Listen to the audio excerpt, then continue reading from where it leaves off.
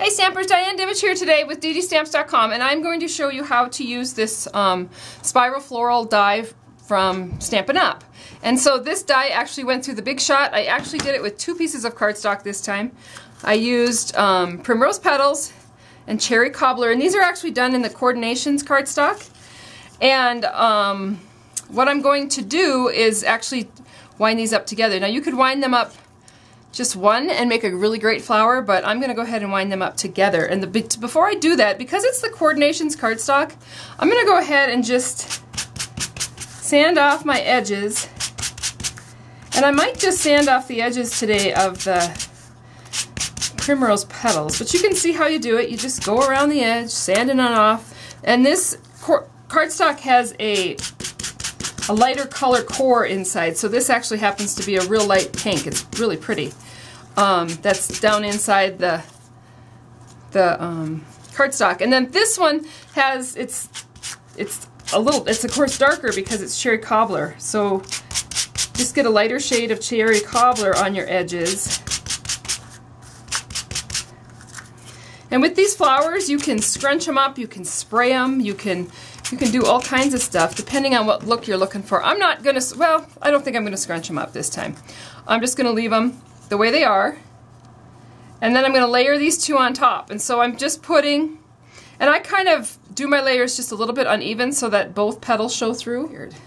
Okay, then you're just going to take your tweezer, grab the end.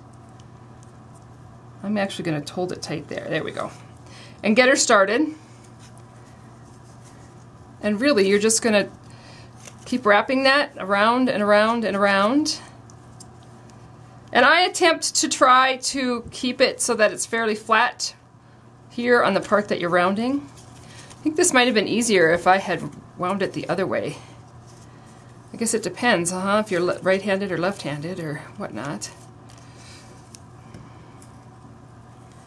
I'm just going to go ahead and keep winding and winding.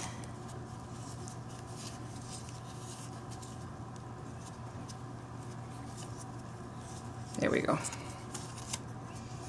And all the way around, keeping it nice and tight and snug, because it will unravel. And then once I've got it there, I'm going to go ahead and pull out but you can see the flower. That's how you make a rose. And then you just glue it on the bottom there. Now, like I said, you could do a lot of different things. I'm going to add a little, that's a little rubbing alcohol. And I'm doing that on purpose because I want these leaves to come out a little bit and I want my flower to open up. So you can see by just tightening these up, you can make a tighter rose. And by loosening them up, you can make a bigger flower. I'm going to go ahead and keep this one a little bit bigger. And those are just my fuzzies from the sanding. And then I'm going to come in here with my glue gun. And I'm going to begin by gluing down that one.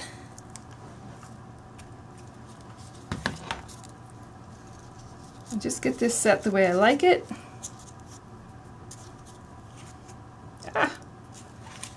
Lots of glue gun strings, and then glue that one down. Because I had to glue twice down there because I've got 2 pieces of paper and I want to make sure that they both get glued down.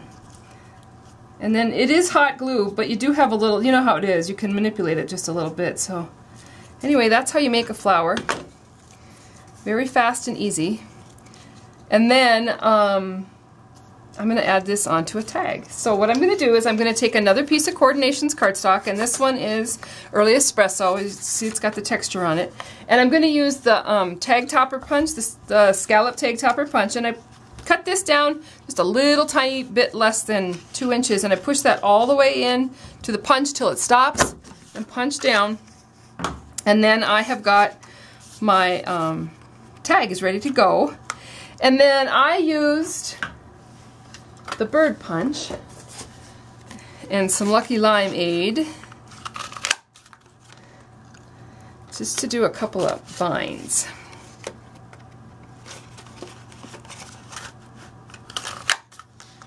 So we got those. Figure out something to do with that. So then what I'm going to do is I'm going to come back in with my glue gun and I'm going to lay these in here and I'm going to lay my flower. So that's kind of how I want it to look. So that looks good. I'm just going to plop on some hot glue.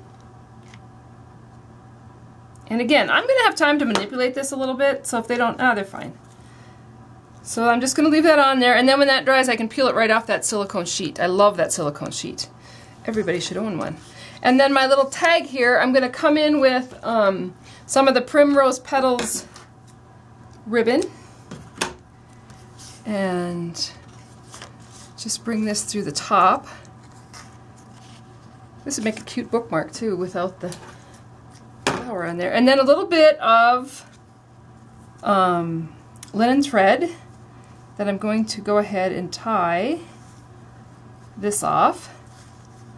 And I'm just doing that, so I think I'll make it a little bow because it'll be kind of cute. And then just like that. Clean that up a little bit. And now my flower should be dry, so I'm going to go ahead and peel that right off the sheet. And again, I'm going to come in with just a little bit more glue.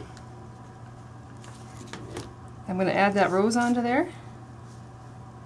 I think I might have wanted to round my corners. I think I will do that. And then I'm going to add just this little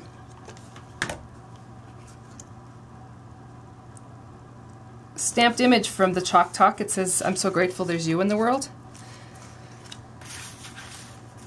And then to finish it off, I would come in with a gift bag. Here's a nice brown handled one I have, and I can just tie that on there. And how adorable is that? This actually can come tied around and get tied in a knot or a bow. And that just makes a really cute bag decoration on just a real plain bag. So there's the, and this is the little Ghirardelli's chocolate that I made, very similar using the same products. I've made lots of these flowers. This one's not glued down yet. This one is. Yesterday we made a bouquet of St. Patrick's Day flowers all done up in green for the teachers at the school for St. Patrick's Day. So lots of things you can do with these fun roses. They'll decorate just about anything. Frames, you name it. So enjoy that, and I hope that you go out and use your punch.